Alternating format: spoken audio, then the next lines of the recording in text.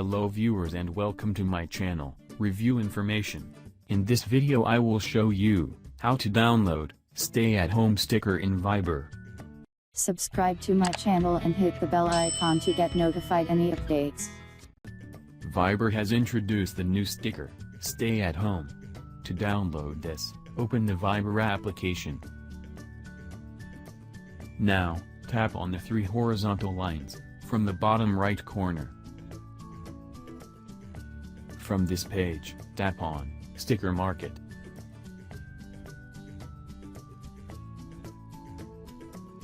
Here you will find the new stay-at-home sticker.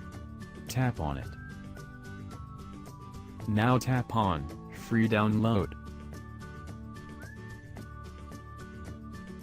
The sticker has been downloaded. These are the new stay-at-home stickers. Now go back and open a new chat.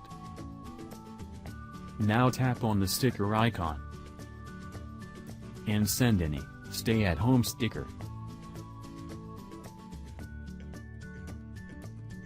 So in this way, you can download stay-at-home sticker in Viber. Thank you for watching. Hope you guys enjoyed my video. Please subscribe my channel for more videos. Goodbye.